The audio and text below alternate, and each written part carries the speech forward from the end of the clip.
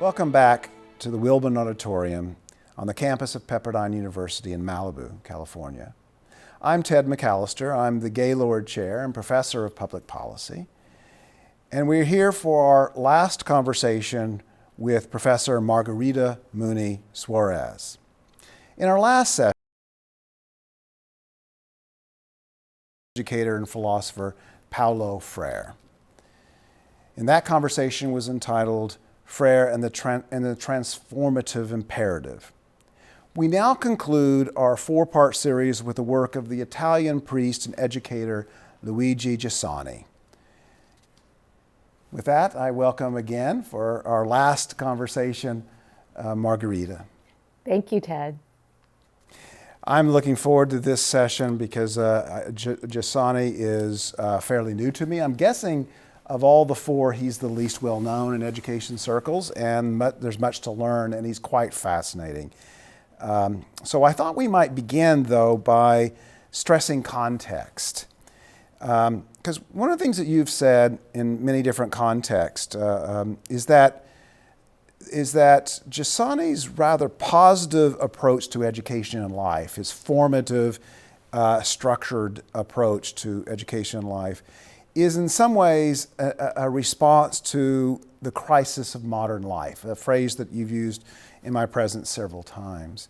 And among those things that you've included and that might be a part of that notion of a crisis is the fragmentation of modern life, the problem of knowledge, the crisis of authority, the eclipsing of the truth as possibility, and so forth.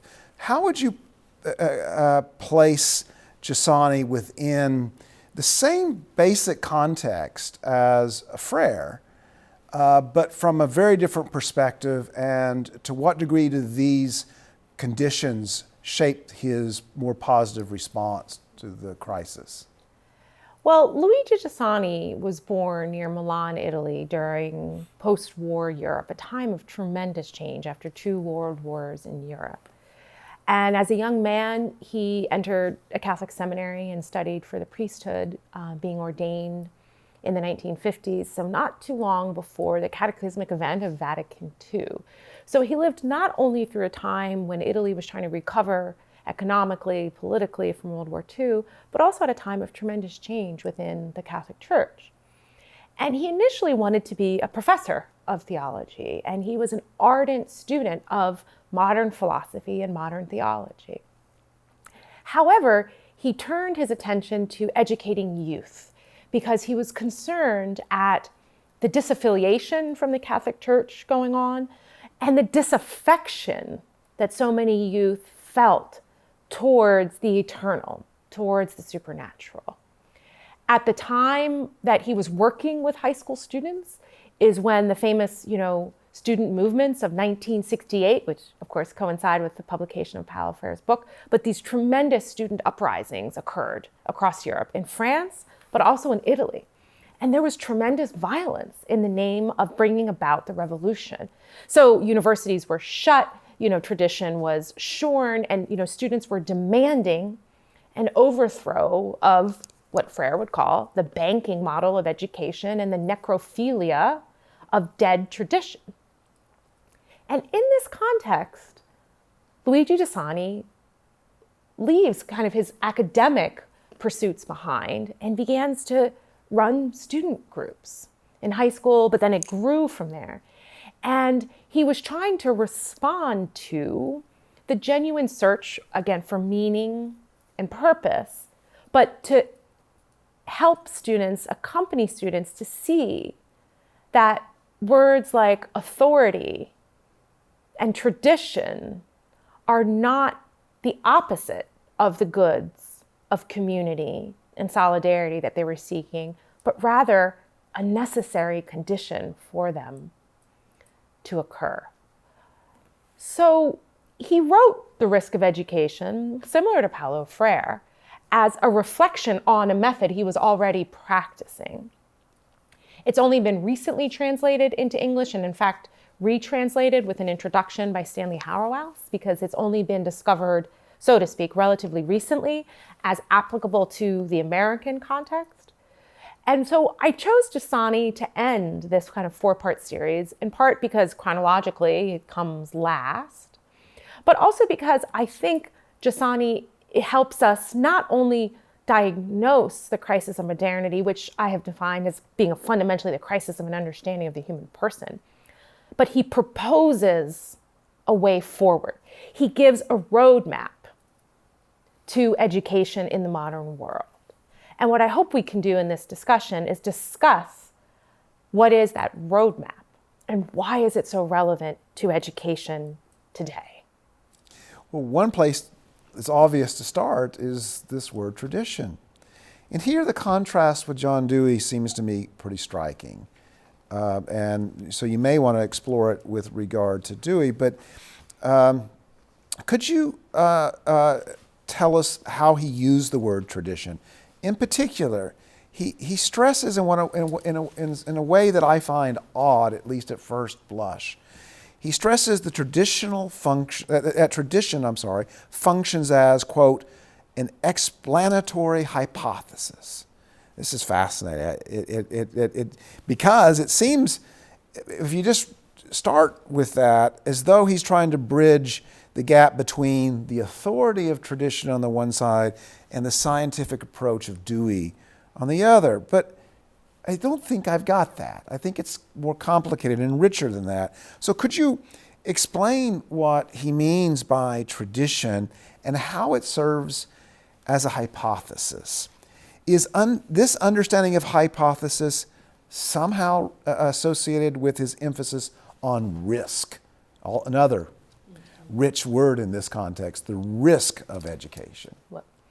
Well, contra Dewey or Frere, right? Giussani flat out acknowledges that the teacher is a human person who embodies in one way or another some form of tradition, that there is no way to rid ourselves of the past. We are, for Giussani, actual historical beings with a past, a present, and a future. Yeah. Frere and Dewey talk about our historical role, but they want to actually eradicate the past or make it irrelevant. So when Giussani talks about tradition as an explanatory hypothesis, he's referring to the process of education where the teacher has to bring with him or her into the classroom a set of ideas or commitments that they think are worthy of studying. Otherwise, what are we doing, right? So, and I think clearly with Dewey and Frere, the teacher's bringing something into the classroom, though they don't entirely acknowledge it, right? So he's just acknowledging it. But he's also acknowledging that young people want to have the chance to examine the past and examine what that tradition claims about truth or about the material world or about human nature or about science. So that's why he says it's a starting point, right? But in his educational process, so first of all, I would say, so Giussani says, quote, loyalty to the given, to the tradition from which the young person's mind originates, is the backbone of every responsible education.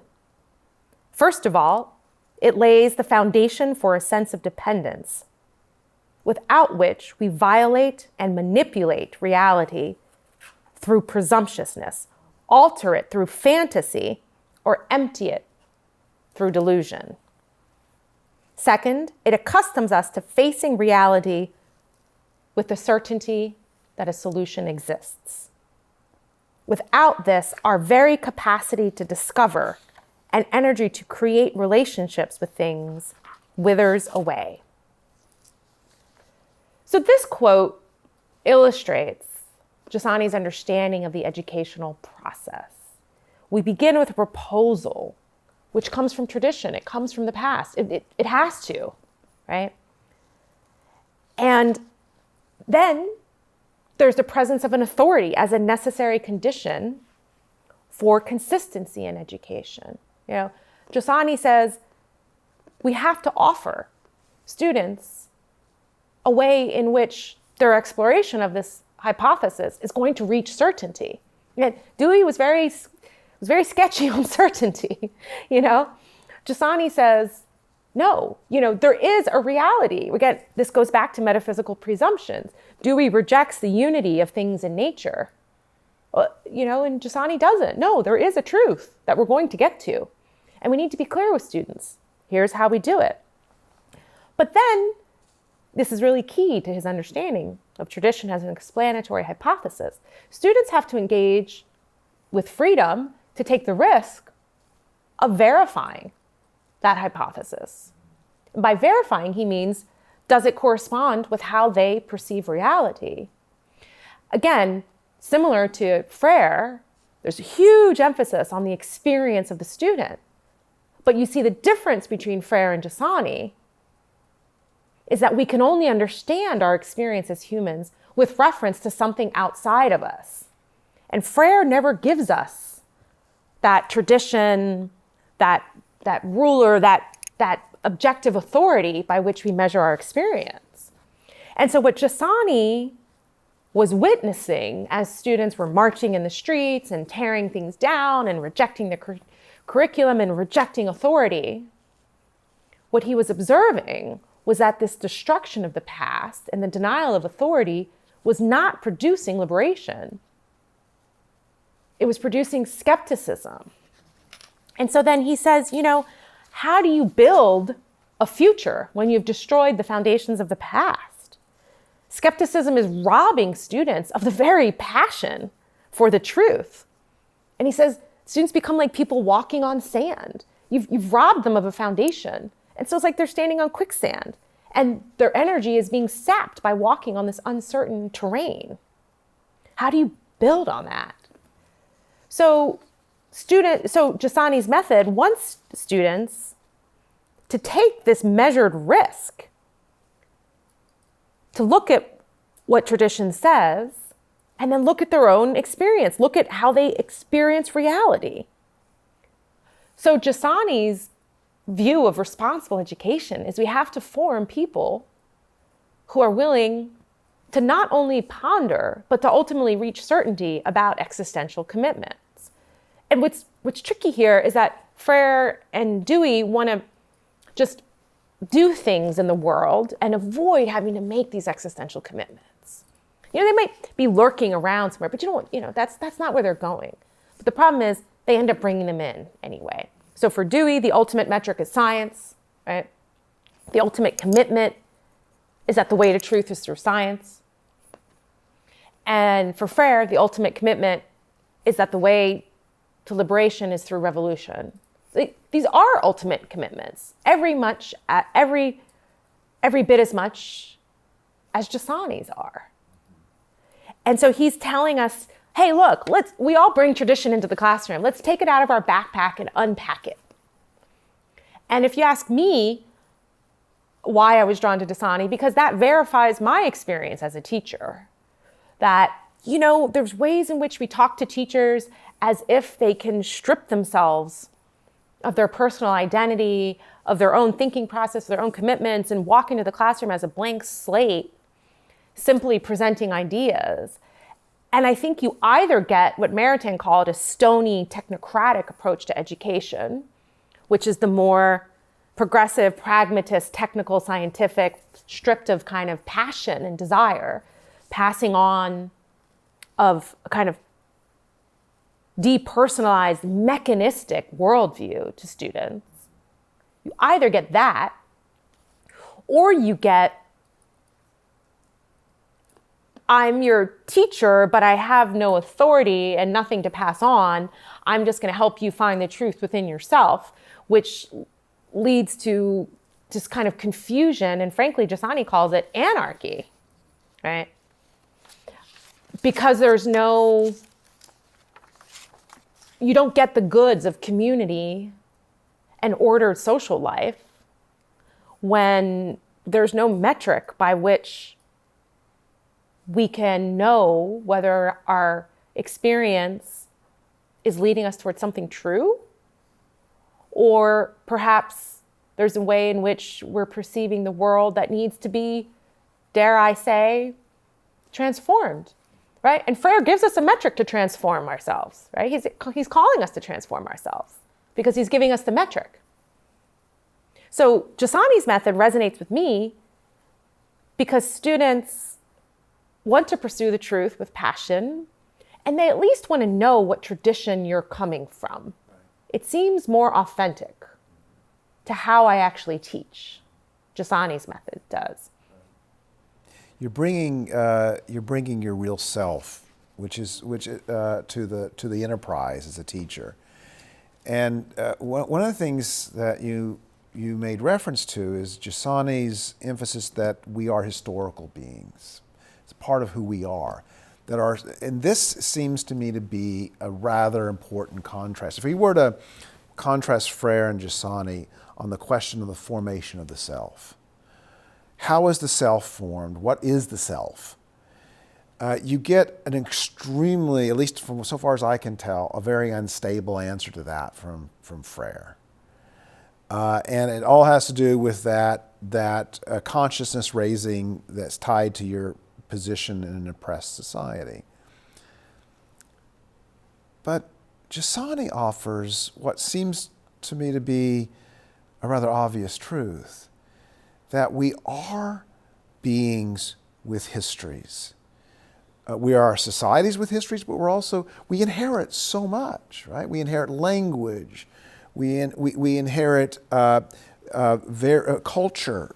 There's so much of us that we bring to the classroom is historical. And I can't imagine a system of education that wants to strip away that part of ourself without recognizing that you are in fact denying the self the resources for a truly mature, integrated sense of of that self that one tries to create. So there's that historical element that you note in Giussani as constitutive of the identity and selfhood of the person. But he also stresses, and something that I find central to his argument, is his method, so far as I understand it, is his view of humans as possessing this desire for truth. That we have desires that always have some object that we seek, that will satisfy them. And one of our desires, a constitutive desire, a defining desire, is that we desire to know the truth. And this desire is, so far as I understand it, what one seeks to activate as a teacher. And the means by doing that includes an appeal to tradition as that hypothesis. Can you contrast this view of humans as beings who desire to know the truth with Dewey or Frere's understanding? Frere's being so much more about power than anything else, but can you contrast that view of human nature? Do the others have this understanding that humans are impartially defined by their desire to know the truth? Well, I would like to answer kind of the two, or respond to the earlier part of your question and then use that as a bridge to talk about our desire for the truth. But you began talking about Giussani's understanding of the teacher, because responding to what I said, that I think his view of teaching responds more to me. And I think it's just interesting to point out that Giussani's framework is the only one that really helps us think about, as you mentioned just now, the teacher as a person. And there's a lot of moral development of the teacher as a person in the classroom, too. It's amazing to me that most teacher preparation programs that I'm aware of focus on, if they do at all, the moral development of the student, but not on the development of the teacher through the act of teaching. So what Giussani is saying is that teachers bring their existential commitments in the classroom, they bring their ideas about how reality works, but they have to be willing to take the risk to go on the journey with their students. And so the teacher, as well as the student, is constantly being called to verify what they believe to be true. And this is why I think being a teacher is exciting and it's fun, because you walk into a classroom and you know that you're going to be challenged in some way. And you want that challenge normally because it's part of your own personal growth. So then how does this lead into his theory of, his understanding of how we reach the truth? Well, as I just mentioned, the teacher is an authority, but they're still on a quest for truth, right? They're still on the journey. They might be further along, which is why they have authority, but they're still on the journey. There's still room to learn here, right? And as a teacher, of course, that's why I do this. If I didn't think I had anything else new to learn, I'd probably give up teaching. I learn from my students every day. And actually, that's what gives me authority to go on and teach the next year. I've been able to assimilate what I learn into my quest for the truth. So Giussani uses this term, provocation, right? And he uses the term provocation to mean that education and the search for truth in education happens when our reason is provoked to start posing questions. So he very much wants students to reach their own conclusions. But you see, teachers in the classroom has to model the process by which we do this. And so provocation would be his version of problem solving, right? But he doesn't use the word problem solving. He uses provocation. And keep in mind, remember, Frere and Dewey both used problem solving. Wait a minute. Why does he use provocation and not problem solving? Well, in the case of Frere, it comes back to what I was emphasizing in our last session, that for Frere, the basis of reality is contradiction. For Dewey, there's no unified truth in the natural world. So we have science and we have scientific experiments and we have scientific progress, but there's no fundamental teleology or underlying principle to which that scientific progress is moving. This is why Giussani does not refer to his method as problem solving. He refers to it as provocation, because provocation is the process by which our quest to know the truth is sparked, but he's upholding that there's certainty to this. But yet again, he uses the word provocation and verification because he believes in science. But he believes in an older concept of science than Dewey, where we reach certainty and it opens up a new question. Again, going back to what we said a moment ago about tradition, right? Knowledge builds on knowledge. Knowledge builds on the past. Knowledge builds on knowledge that's been verified in the past. This by no means for Giussani that you walk into the classroom and deposit information into students' head like it's necrophilia, as Frere calls it. No. You can examine the tradition. You can examine how people reach these conclusions. You can teach Aristotle. You can teach, geometry, the trivium, the quadrivium, and journey with students to verify the truth of what's in the liberal arts tradition. And then you build from there. That's what Giussani is talking about. So as we see, these terms that Giussani uses a lot that we don't see in the others, in the other theorists we've talked about, and I'm talking here about not about Maritain, about Frere and Dewey.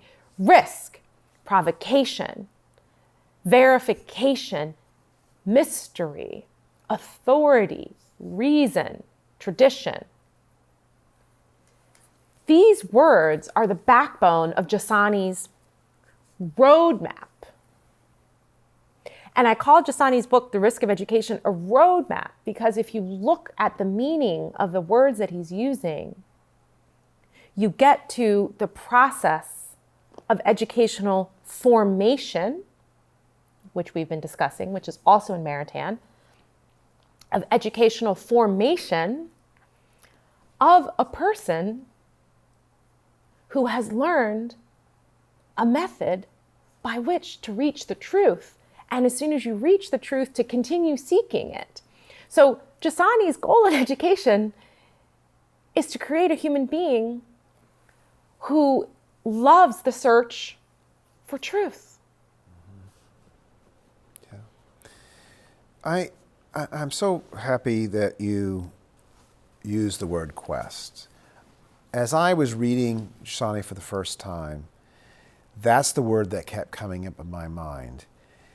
And I associate it with that when you're a child and you learn about what it means to go questing, there's a sense of adventure to it and the excitement about it that I feel in Giussani's work. But quest always posits an object of the quest. You're after something, right? And so, in this case, it's truth. You're in pursuit of that, and you will never possess that which that you're seeking in its fullness. So the quest is both teleological. It has an end. It has an object that it seeks to get. But it also, at least so long as we're here on earth, is never fulfilled, is never complete. So we go about questing. That makes the teacher a student at all times. And that's what the part that I really resonated with when you're talking about your students. And I admit to some frustration on this because there's a sense in which when I teach a class, I'm inviting my students to join me in an exploration. I'm more advanced than my students typically in that investigation. I have things to show them, but I don't know exactly where we're going to end because there's a journey to go on. And I don't want to have already determined exactly what that journey looks like. So in that sense, I have something to learn from my students. But I also hear people who will say, which is becoming a bit hackneyed now, I learn more from my students than they do from me. All of which I suspect is, I hope is untrue. I hope it's deeply untrue. And what they often mean is in the Frere sense of it, is that I'm learning from their lived experience. I'm learning from their voices of oppression. I'm learning from all of that. And so I'm this privileged person who now has so much to learn from them. Those seem to me to be very different claims to learning from your student. And one of them truly connected to the collective enterprise of truth seeking. And the other one as a part of both virtue signaling and a political agenda. Am I safe in saying that you understand Giussani in the quest in a similar way as I did when I read through it? And is that what you mean by learning from your students? Absolutely. And, I think when someone says I learn more from my students than they learn from me, or I love learning from my students, there's something to be affirmed there. I think it needs to be qualified a little bit. But there's something to be affirmed there, because what I hear in that is also what I experience, that when you encounter another person in this educational journey and you encounter a student, you're encountering before you, right, a person with an irreducible complexity in them. Again, I don't think Dewey and Frere fundamentally see the human being as having an irreducible complexity that is a mystery. Yeah. And so there's an excitement to teaching because you're both, now here's where I do think the teachers have authority. Well, one, a good teacher, one would like them to have authority in the subject matter they're teaching. And again, although, Dewey and Frere, I think, give authority to the teacher. For Dewey, it's the authority is knowing how to set up the conditions, right? That's their authority as being a good facilitator of an experiment. And for Frere, the authority is leading them towards this consciousness raising. Well, for Giussani, the authority of the teacher comes from knowing their subject matter because there's a past to be known.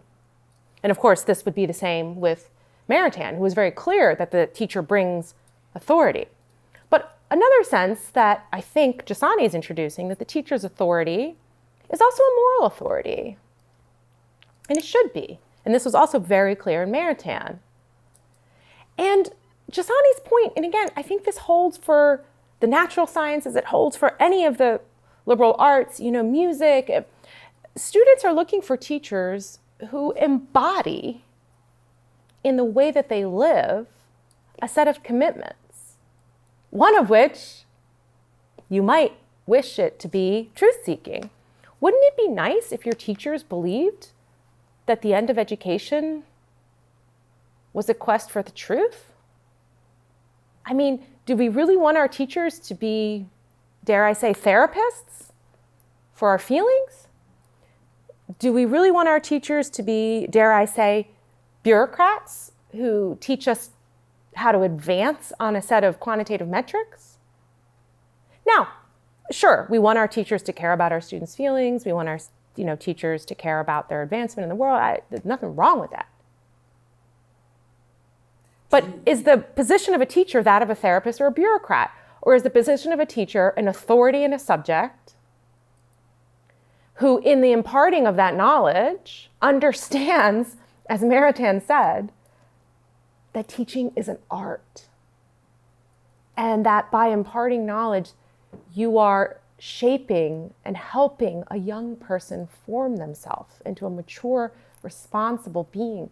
And don't we want teachers who think of that as a calling, as a vocation, that personal dimension, that I learn so much from my students, I'm in front of an incredible thing called a human being.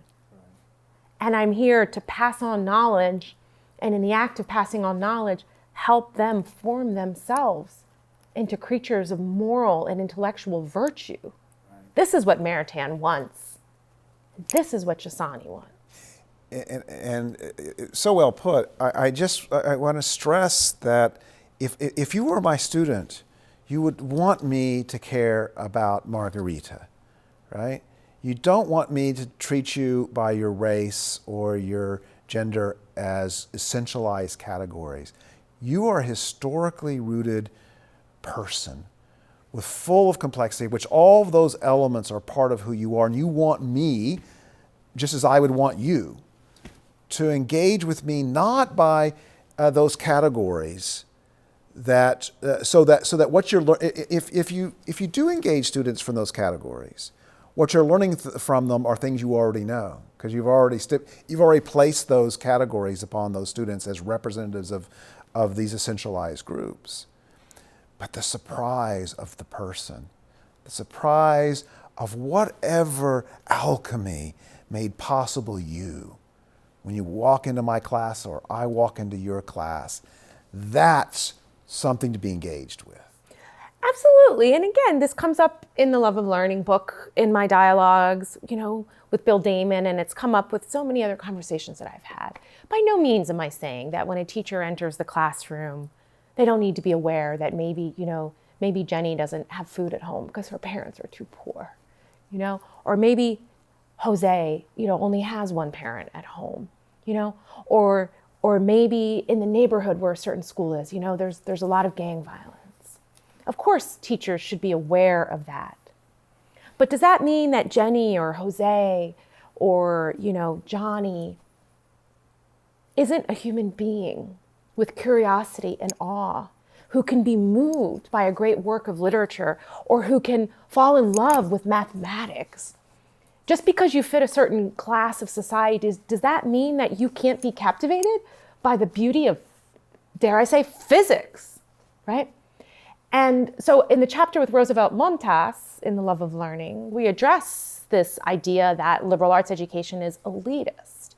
And he says very clearly, speaking from his own experience as a Dominican immigrant to New York City, as a teenager, moving to the United States, and then getting into Columbia University that has a required core curriculum, that Augustine and Aristotle spoke to him as a young student from the Dominican Republic, that he saw in those great works questions about the perennial search for truth, about identity. I mean, Augustine's Confessions is a work of psychology. It's a work of many things. It's often thought of as a work of theology or an autobiography. There's a deep psychology in Augustine's Confessions. And so Montas says, what are we doing when we say that because Johnny only has one parent at home and because Jenny comes to school hungry, she can't resonate with Augustine? Well, what we're saying is that we're creatures fundamentally who are material, and until we satisfy our material desires, let's not teach Jenny and Johnny Augustine. And I beg to differ. Having been in rural Haiti and in rural Latin America My mother came to the United States from Cuba. I grew up my entire life around people from Cuba and Central America. I agree with what Montes says. We should care both about the fact that Jenny's hungry and Jose has a father who's not in the home anymore, and we should care about their mind. Right. And if we have the capacity and the resources to bring them the past, the tradition. Now, this doesn't mean, as Giussani is saying, this doesn't mean that tradition gets presented to these students as a closed system. No, not at all. But what it means is that education begins with a tradition and then invites the students that we're with to help us as educators see how these works that have stood the test of time speak to their experience as it is. But we leave it open to them what the societal and political transformation is. Dare I say, do we want our teachers to become political candidates or political agitators? Right? I've said this, do we want our teachers to be therapists, bureaucrats, or political agitators? Ask yourself that question. And the way that you answer that question is a fundamental way of you think about what education is. We are unfinished beings, but we have a nature and we have a purpose. And there's a system of education that can help students in their own particular context, for sure, come to understand tradition and make it anew for the modern world. And this is what Giussani wants to do. He wants to say tradition is not necrophilia. Tradition is a lived experience, but you can't have lived experience without tradition or without authority, Giussani would say. Right. And so it is the case that I cannot understand Johnny, who doesn't have a father in the home and has a set of conditions. I can understand him well without knowing that, but I can't understand him well if I also don't understand that he has a soul and he's a human who might respond, because maybe in part because of his particular conditions to Antigone or to anything else that stands the test of time, that speaks to humans as such.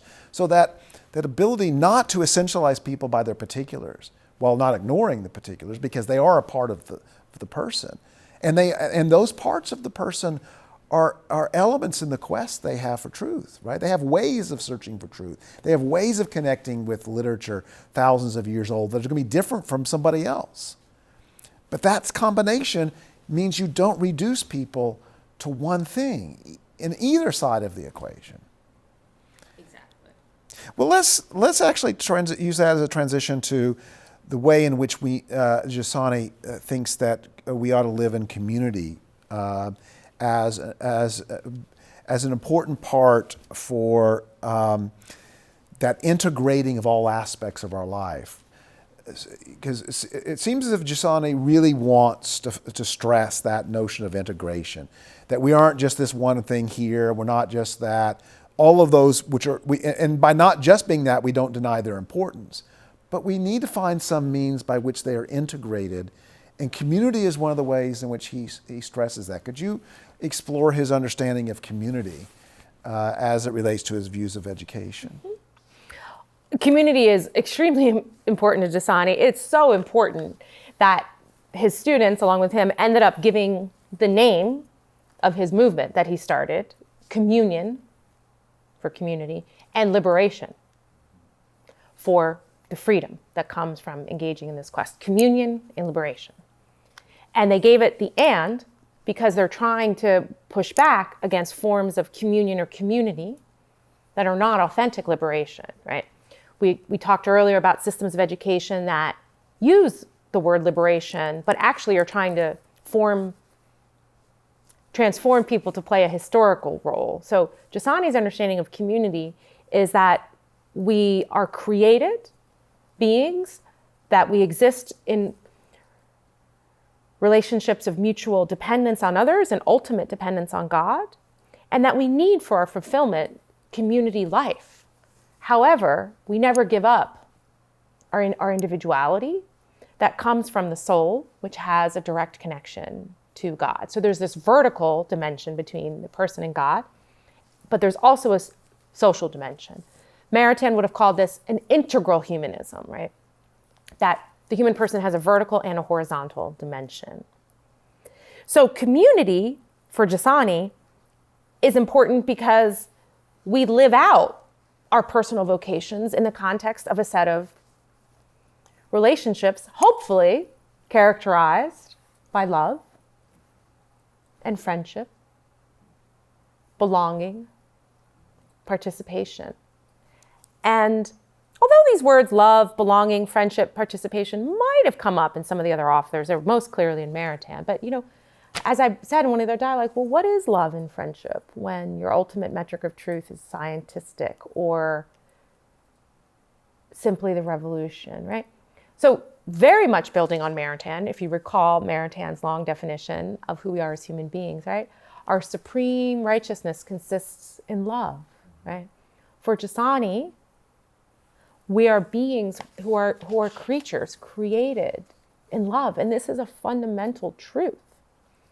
He says, Giussani writes, quote, "If we consider our nature to be the image of the mystery that made us, to be participation in this mystery, and if we understand that this mystery is mercy and compassion, then we will try to practice mercy, compassion, and fraternity as our very nature, whatever the effort involved."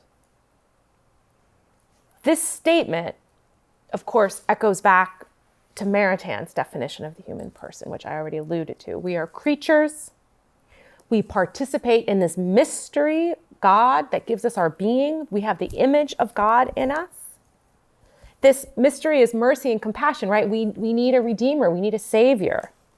And it's because of God's saving grace that we can practice mercy and compassion and fraternity as part of our nature. God speaks through our human nature, whatever the effort involved. So by that, whatever effort involved, he's saying that, living with other people requires effort, sometimes often heroic effort. It requires self-discipline. It requires self-renunciation. So again, we see in Frere, in particular in Frere, but in a different way in Dewey, Dewey's ideals of democracy, Frere's ideas of the revolution, we see this desire for harmony and living in community. But they pass over this little point that it requires a lot of effort to live with other people. And you know what? It might require mercy and compassion too. Because you know what? Other people are flawed just as we are. And you know what? The way to overcome our flaws is not my educational curricula. It's God's action in our soul, right? So I'm not the yardstick by which you're going to change in order to become my friend. We both participate in this mystery that's larger than us, through which we are being transformed. We're not transforming ourselves. We are being transformed by this mystery so that we can live in brotherly love. So for Giussani, to me, this seems more like, again, I would ask yourself, does this understanding of what it takes to live in fraternity and love, does this sound more accurate to your experience than the abstractions of Frere? Mm-hmm. It is interesting to me that you've brought us back to the relationship between truth and mystery. And your use of the term participation in mystery is one that's used by a philosopher I study a good bit, Eric Vogelin, that you participate in a mystery, and that those who emphasize humans as truth-seeking beings almost always emphasize that we participate in a mystery. And I find that an intriguing connection that I don't think you can understand Maritain and, I don't think you can understand any of the theologically oriented understandings of education without understanding that, or understanding, or of noting that Frere and Dewey do not have this language. They do not have these categories of understanding truth in that sense, or of mystery as a part of truth or part of our engagement with truth. That seems to me a pretty big signifying difference between schools of thought. Absolutely. And again, you just used a very key word there. You used the word signifying. Okay. Another word from Giussani that he uses a lot is sign, right? The word sign tends to be used in a kind of postmodern sense as a shadow image, as a representation of reality, but not really reality, kind of in an imitative sense. For Giussani, he wants to recover the idea of the meaning of sign as signifying, pointing to another reality in which we participate. So Giussani says, quote, "Our nature senses that what it experiences, what it has at hand, refers to something else. We have called this the vanishing point. It is the vanishing point that exists in every human experience.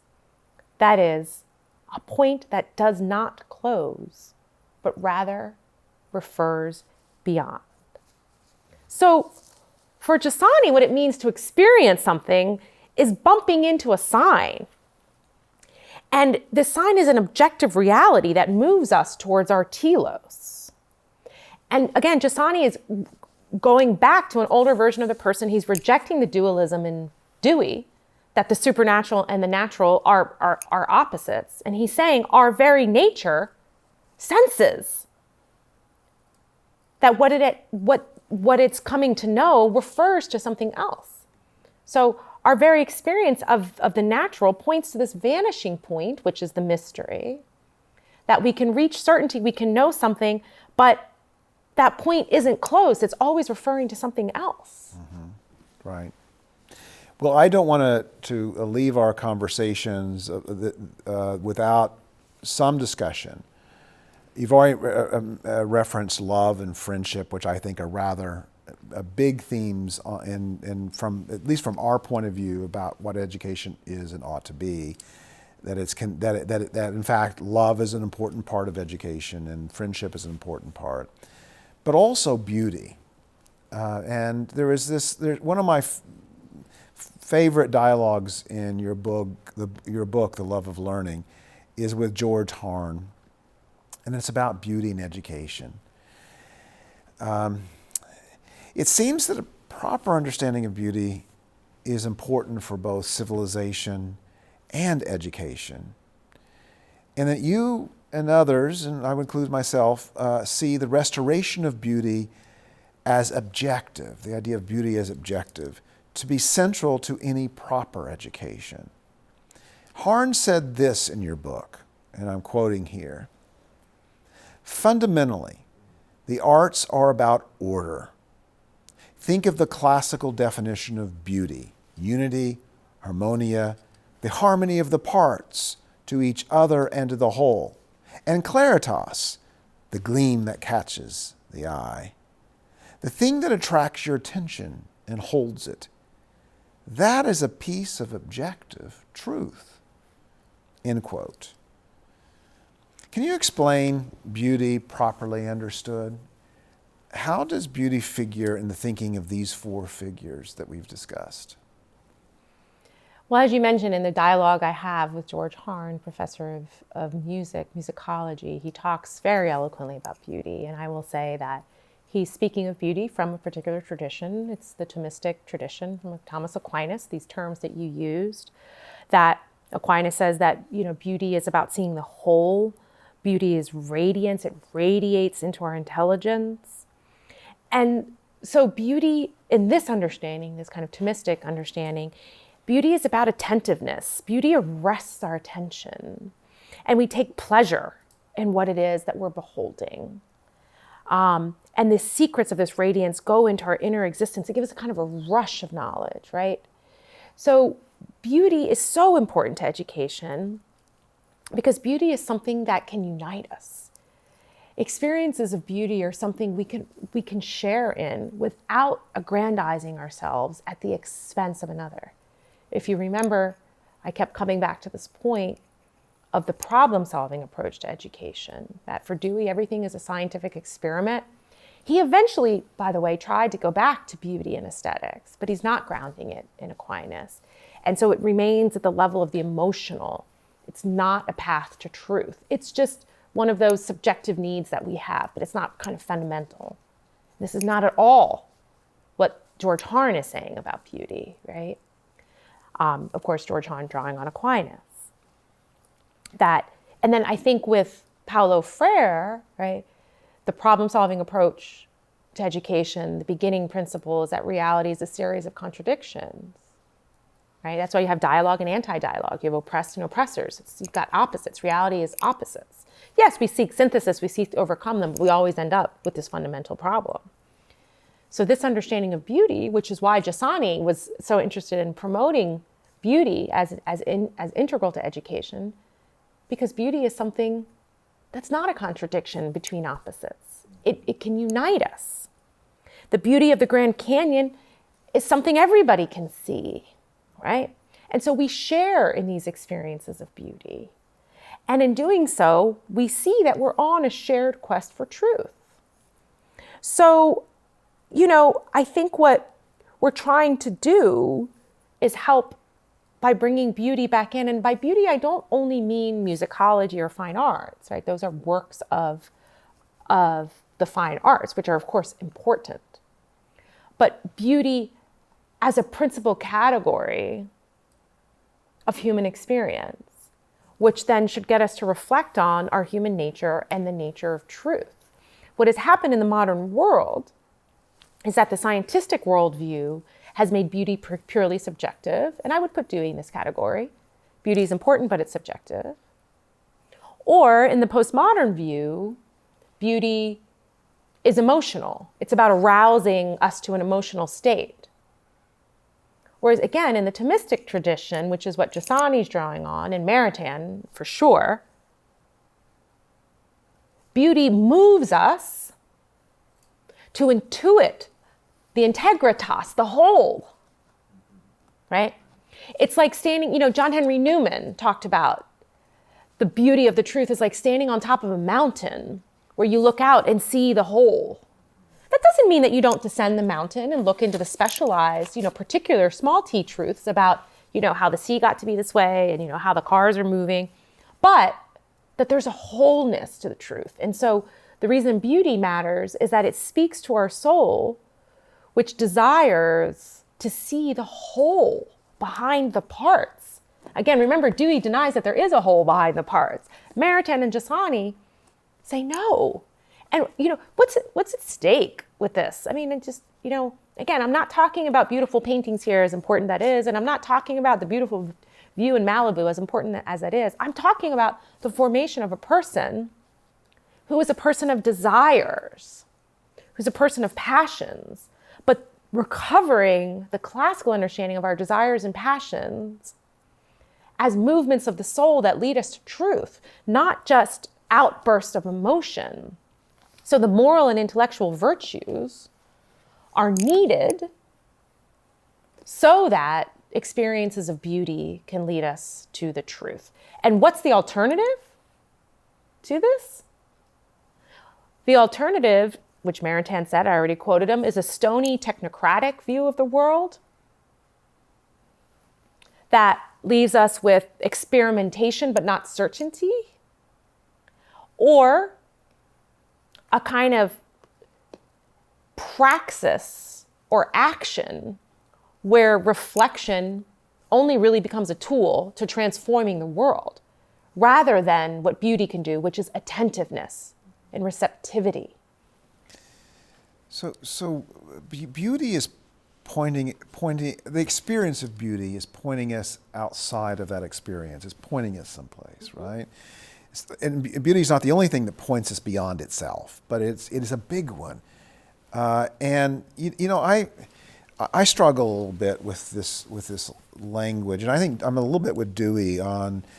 Dewey rejects the language of subjective and objective. He considers outdated, and I think he's right about that. I think those are sort of Enlightenment categories, and there's an older language that can be brought. And so I'm not so sure I understand Giussani's use of the word objective at times, but I do think that there is this visible, when you read back to back Frere and Giussani, a very vivid contrast between an education that's focused on the question of power and of transformation and of control of things, of trying it's driven by desire to control. And an emphasis of Giussani on beauty is connected to a deep desire to know the truth.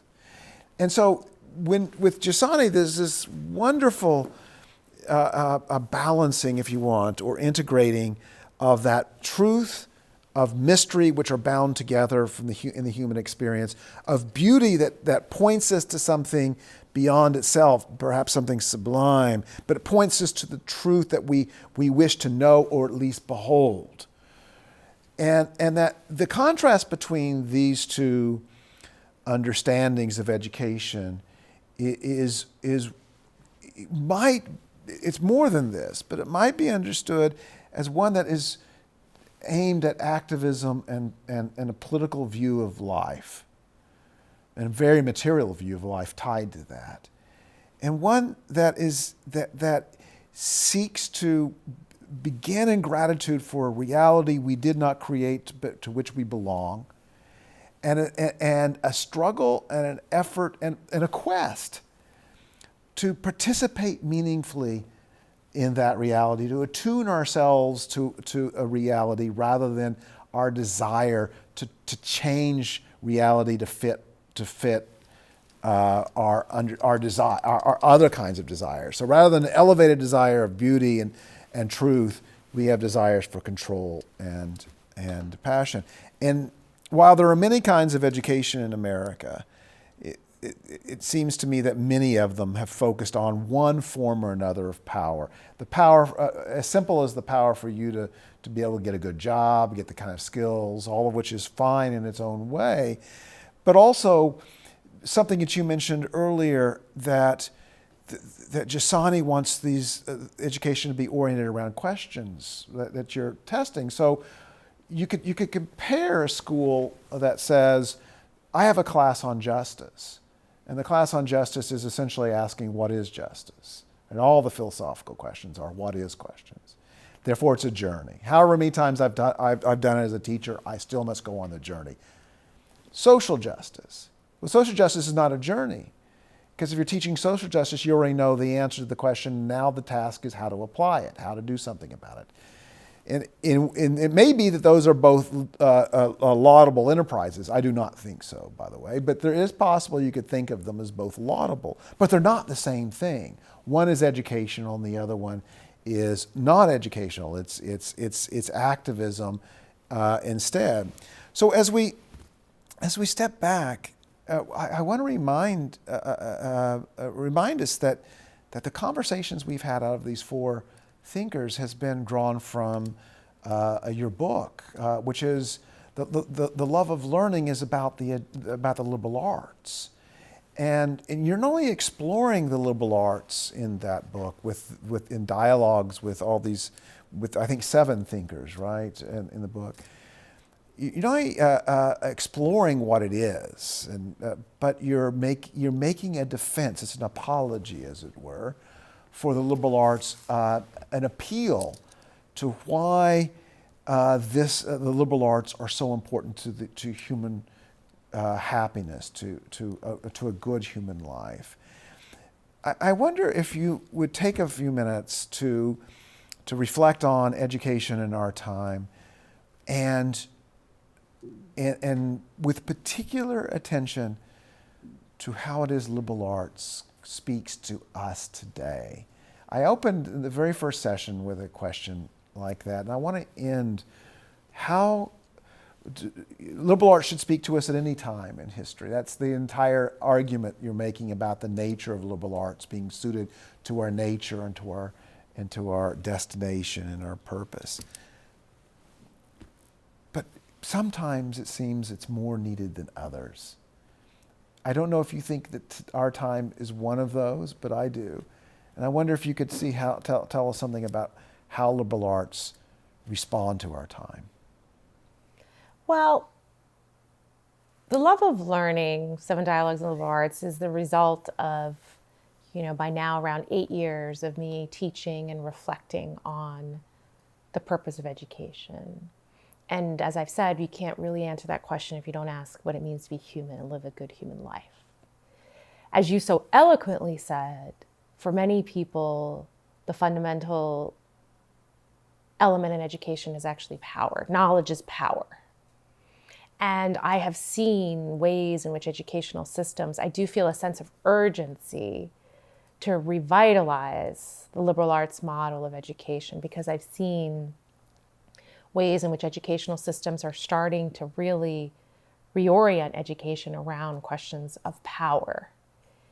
And again, they might be doing this in the name of justice, but it's a kind of justice that's rooted in a theory of reality that I think is not going to bring about the goods that those justice terms are trying to get.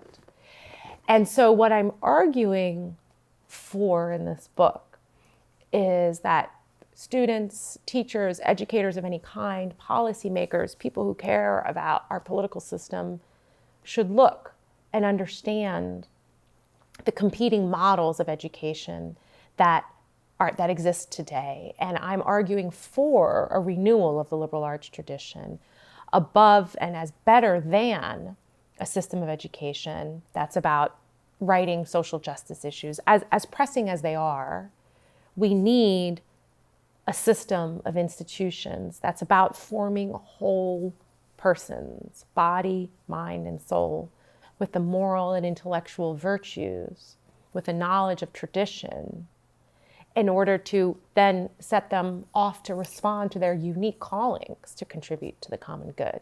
Did you notice I'm just paraphrasing Maritain there, right?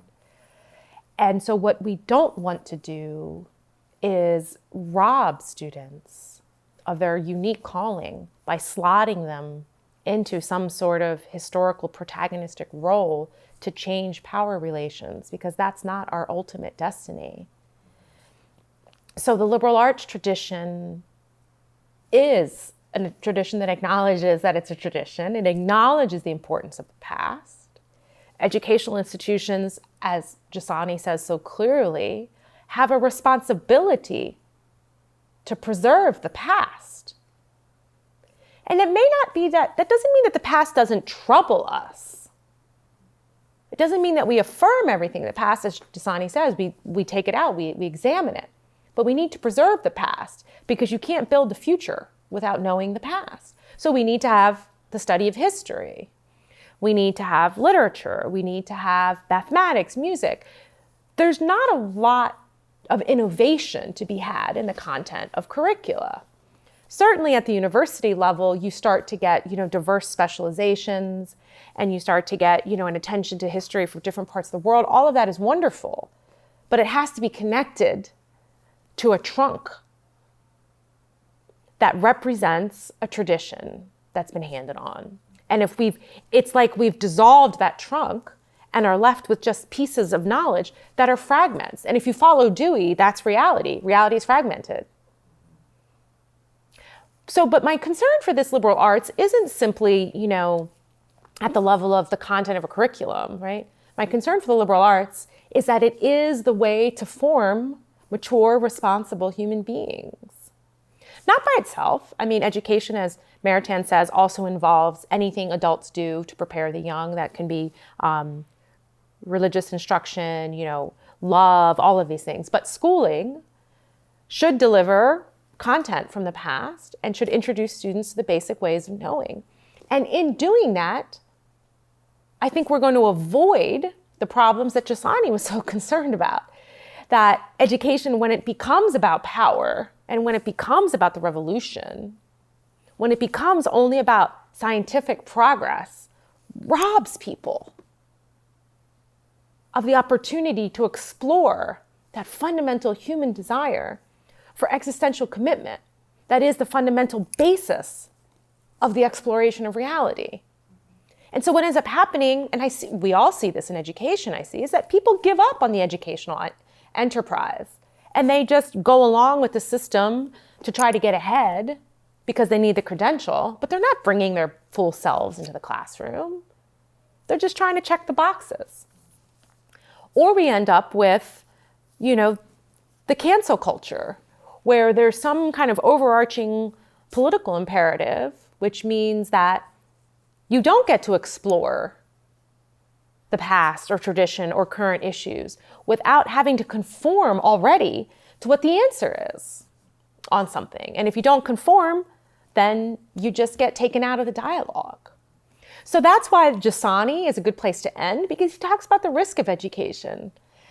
Robbie George and I talk about this in our chapter in this book. Education can make you uncomfortable because guess what? You're going to have to confront, in the positive sense, reality, which is going to contain things, ideas that you may never have encountered, that you may be challenged, and it may be difficult. But as Giussani says, if we do that risk of education with a sense that there's certainty, then we can do it with the fortitude and the virtue needed to see where the truth leads us. But as Giussani also says so eloquently, we don't do this on our own. We do this with an authority that's embodied in a person, and we do it in community. And so what I am proposing in the Love of Learning is, you could call it a roadmap, a guide to these educational philosophies, these four figures that we have talked about so much today and in these dialogues. John Dewey, Jacques Maritain, who are clearly in dialogue with each other, responding to each other. Giussani and Frere also very much knew of each other's work and responding to very similar circumstances, and came up with really different answers about what education looks like. So what I'm hoping the Love of Learning does, it's not a book that gives you it's not a how-to book. It's a book about why these questions matter. And it's a book that's a roadmap for people who may never have read any of these thinkers, but who care about education because they care about the formation of the whole person. And I think that people like me, who want to see the liberal arts tradition become revitalized, need to understand not only what the liberal arts tradition is, but what its competitors are, and what are the underlying assumptions of its competitors.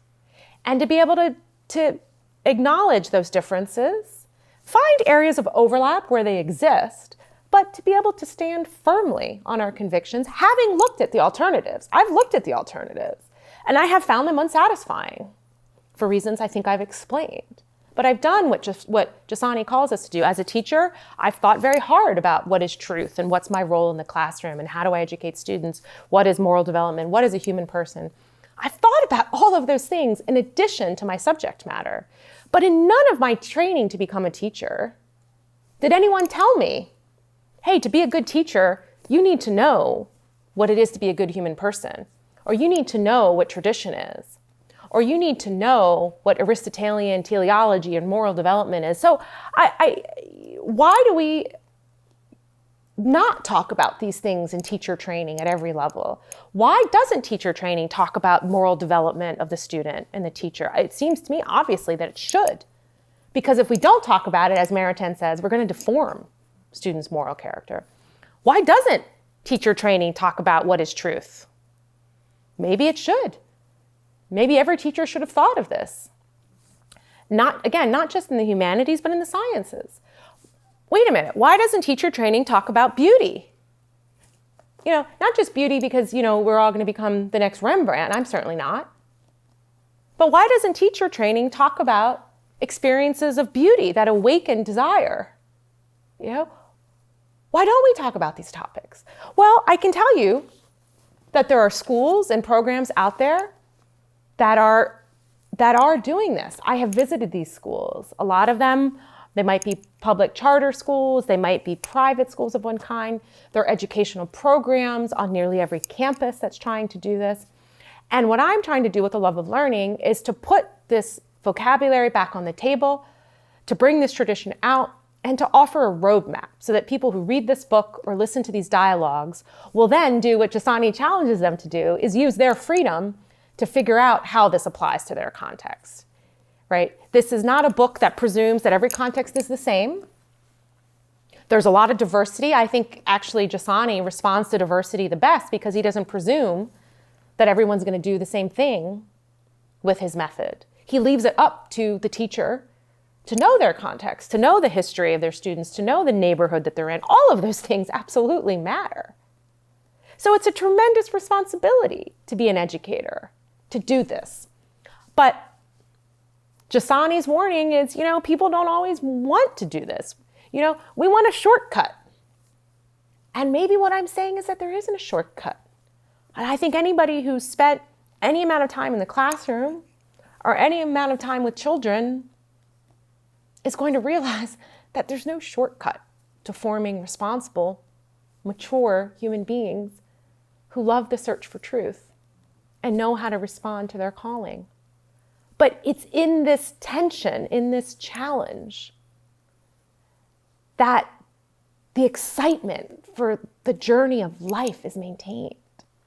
And I ultimately think, Ted, that if we give people an easy solution, it's like giving them junk food.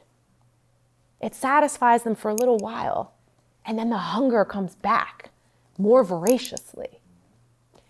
So I think a lot of education is giving people something like imbalanced nutrition, where it's depleting people. And so I'm worried that if we take the shortcut, if we take the easy route, if we give people imbalanced nutrition, they're not finding meaning and purpose. And then they might turn back, and this is exactly what Giussani was warned about. They might turn to a kind of fundamentalism in religion or in politics because somebody hands them the answers. Oh, that sounds a little bit like Paulo Freire and all the people he admires. You have a void? I have the answers for you. Come, join my party, join the movement. We're going to overcome.